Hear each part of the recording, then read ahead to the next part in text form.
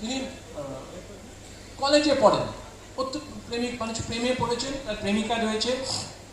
প্রেমিকা থাকার ফলে তিনি তখন তো যে সময় গল্প বলছি তখনও কিন্তু এই মোবাইল ফোন তখন এত হই হই করে যখন তখন প্রপোজ করা, যখন তখন হাত ধরে চলার যুগ শুরু হয়নি।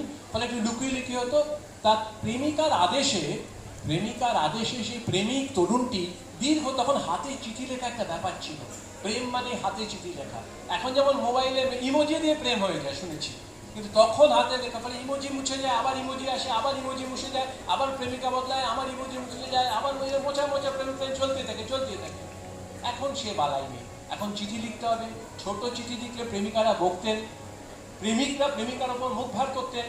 বড় দীর্ঘ লিখে সেই তরুণ প্রেমিক দীর্ঘ চিঠি, 1 পাতা 2 পাতা, যত বড় চিঠি তত প্রেমিকার প্রেম আরো হয়ে উঠবে, উদ্বেল হয়ে উঠবে, ঘন হয়ে উঠবে, গাঢ় উঠবে। তো সেই তরুণ প্রেমিক লিখেছে, মোটা সোটা একটি চিঠি লিখেছে। তখন তো গোপনীয়তা থাকতো, কেউ যেন সেই চিঠি না দেখতে পারে। চিঠিটি নিয়ে সে বেচারি তরুণ প্রেমিক, কলেজ পড়ুয়া প্রেমিক, মন উদ্বেল তার প্রেমের প্রতি, তিনি চিঠিটি ভাঁজ করে রেখেছেন। প্যান্টে তখন একটা চোরাগোপ্তা পকেট থাকতো, যাতে সেখান থেকে পয়সা রাখা হতো। 10-15 টাকা খুব বেশি হলে যাতে সেখান থেকে কেউ তুলতে না পারে, দেখতে না পারে। পকেটে যে টাকা থাকলোই।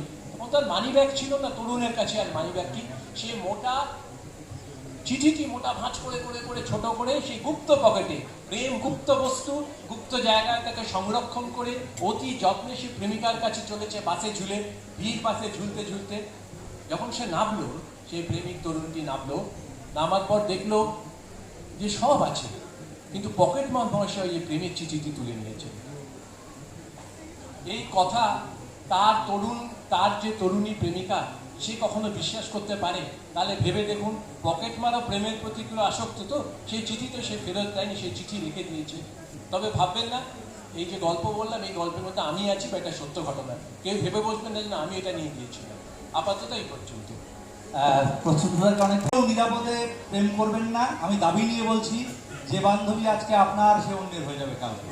যে বন্ধু আপনার, সে অন্যের হয়ে যাবে কালকে।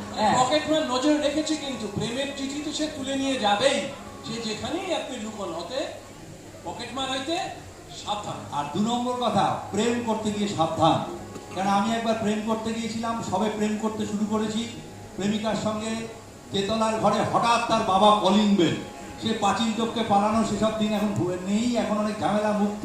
প্রেম করতে গিয়ে খুব সাবধানে করবেন, ধরা পড়লে কলিং বেলে মুশকিল।